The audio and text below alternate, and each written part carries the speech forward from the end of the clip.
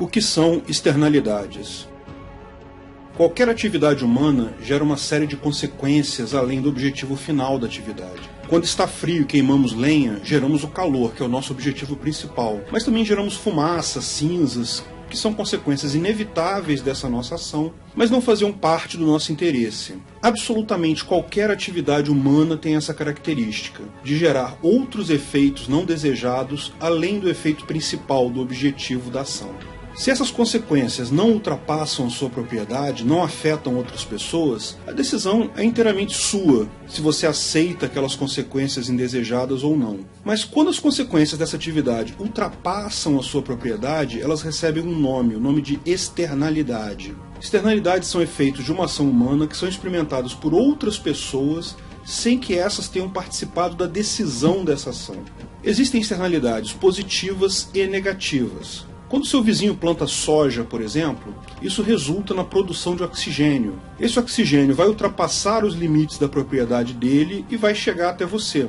Continua sendo uma externalidade, porque você não participou da decisão e está sendo afetado por ela. Mas está sendo afetado de uma forma positiva. Portanto, é uma externalidade positiva. A maior parte das externalidades, porém, é negativa. Praticamente qualquer atividade industrial gera poluição do ar ou da água. Na maior parte das vezes, ela será despejada em um rio que passará por outras propriedades, ou diretamente no mar, onde também vai afetar outras propriedades, ou será jogada na atmosfera e fatalmente também irá afetar outras propriedades. Mas não é só poluição o problema. Som alto, luz forte, calor, vibração, tudo isso também pode ser externalidades negativas. Um outro tipo de externalidade comum também é a questão dos acidentes, a chamada externalidade acidental. Seu vizinho pode ter uma planta química de produção de GLP, gás com efeito de petróleo. A princípio, vamos supor, ela não gera poluição alguma, mas o gás combustível é altamente inflamável. Seu vizinho armazena grandes esferas de GLP próximos à sua propriedade. Existe um risco de haver um acidente lá, sua propriedade ser gravemente afetada por isso. Não é algo que faça parte da operação normal da empresa, mas é sim uma externalidade. O mesmo exemplo pode ser usado para fabricantes de armas nucleares, armas químicas e etc.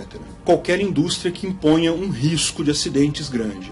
Veja, externalidades são inevitáveis. Elas já existem hoje em dia e continuarão existindo no Ancapistão. Não há como convivermos em sociedade sem aceitarmos algum nível de interferência dos vizinhos. Como explicamos, qualquer atividade humana gera externalidade. Se quisermos zero poluição ou zero risco de acidente, teremos que conviver também com zero atividade econômica, zero energia. Qual a solução atual, a solução estatal para esse problema? O Estado responde a isso com burocracia. O governo estabelece limites para algumas dessas variáveis, por exemplo, nível de som, limite de poluição. É aquela tradicional forma simplista do governo resolver o problema. Não leva em conta casos particulares, não considera os benefícios da atividade principal, escolhe um nível X e multa quem ficar acima. Se você vai montar uma nova empresa, hoje há processos extremamente complexos para fazer o licenciamento ambiental, o tal do EIA-RIMA, Estudo de Impacto Ambiental, Relatório de Impacto Ambiental. São basicamente montanhas de documentos que precisam ser produzidos para tentar provar que a empresa não vai ultrapassar determinados limites de externalidades. Mas quase sempre é necessário também algum grau de convencimento direto das autoridades envolvidas. Esse caminho do convencimento direto é altamente efetivo e usado pela maior parte das empresas brasileiras. Mas tudo bem, você pensa, depois de estabelecidas as empresas, os fiscais vão lá para fiscalizar os níveis de externalidades, não é? Bom, como não é surpreendente imaginar, é uma tarefa impossível fiscalizar todas as indústrias ao mesmo tempo, garantir que elas estejam nesse padrão adequado de poluição ou de externalidade.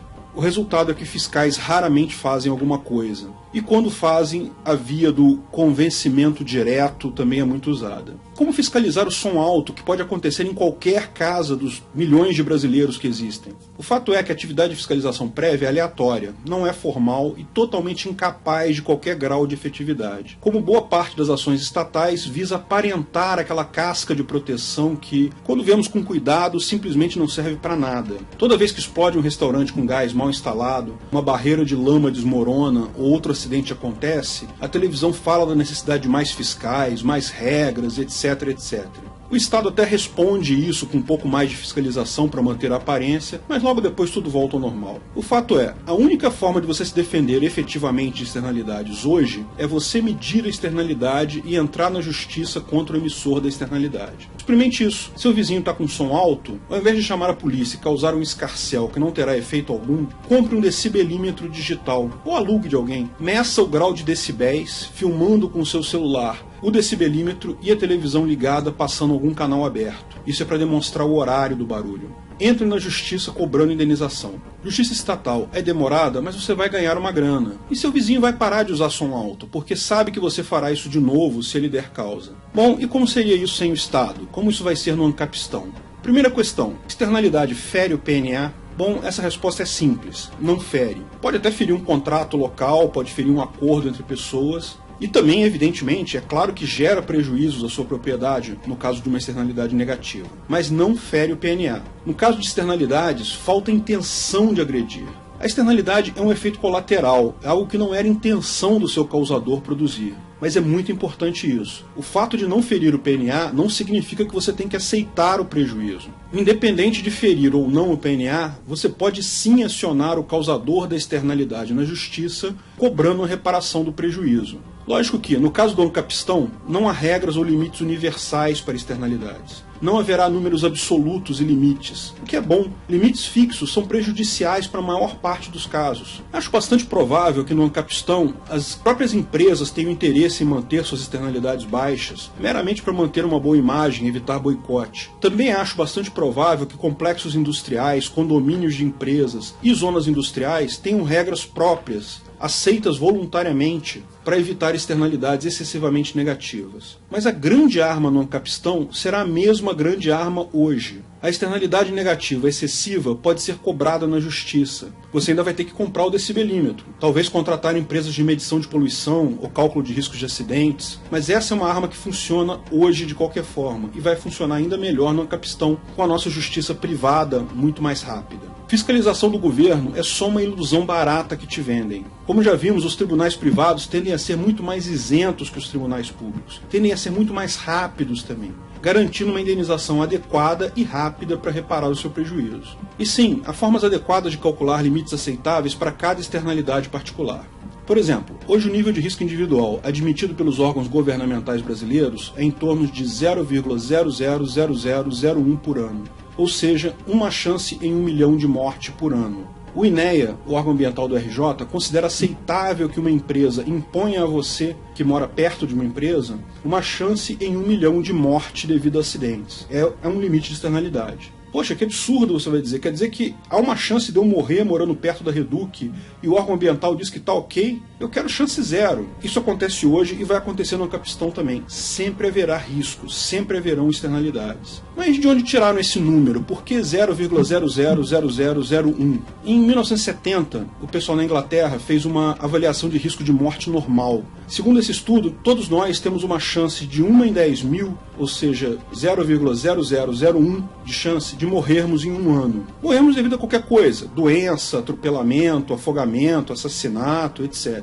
O risco individual natural ele varia ao longo da vida, formando a chamada curva da banheira. O nosso risco de morte é maior nos primeiros meses de vida, até fazermos 2 anos. Depois fica mais ou menos constante em 0,0001 até os 45 anos, quando começa a subir. Primeiro devagar, depois mais forte, formando uma curva da banheira. Esse é o nome que os engenheiros dão. Curiosamente, equipamentos mecânicos como bombas e reatores também têm curvas da banheira, embora, lógico, os valores sejam diferentes. Sabendo que há esse risco natural de você morrer, a ideia é que a empresa só pode oferecer um risco 1% maior do que o normal. Então, 1% de 0,0001 é 0,000001, e daí o limite que se aceita hoje. Mas vocês não acham isso meio estranho? Foi medido na década de 70 e foi medido na Inglaterra. Por que esse valor é usado no Brasil, no Rio de Janeiro hoje em dia? Será que esse valor é o mesmo na favela da Rocinha e numa fazenda em Cachoeira de Macacu? Bom, É aquela coisa, Estado fazendo estadices, normal. Eles só precisam de uma casquinha de segurança, de aparentar segurança. Você, como fiscal, pode fazer muito melhor do que isso perante um tribunal privado e demandar indenizações, caso seja afetado pelo risco. A indenização, evidentemente, também irá inibir o causador da externalidade. Isso passa a ter um custo para ele. Como o número de fiscais será um número de pessoas que serão afetadas pela externalidade, a fiscalização será muito mais efetiva e o tempo todo. Além disso, menos dinheiro será gasto com burocracia simples e com o tal convencimento direto de burocratas, permitindo investimento em medidas reais de redução de externalidades. Lembre-se que o anarcocapitalismo não é sobre viver sem controle algum, é sobre retirar do Estado o controle, sobre precificar e devolver esse controle para as pessoas afetadas diretamente. Ninguém, absolutamente ninguém, cuida melhor do meio ambiente que as pessoas que o utilizam. Se você gostou do vídeo, não esqueça de curtir e compartilhar. Clique no logo do canal para assinar e ser avisado de novos vídeos. Quer saber mais sobre o assunto? Veja um desses vídeos que selecionamos para você. Se quiser contribuir com o canal, ajudar na divulgação do anarcocapitalismo, veja na descrição do vídeo de que formas você pode fazer isso.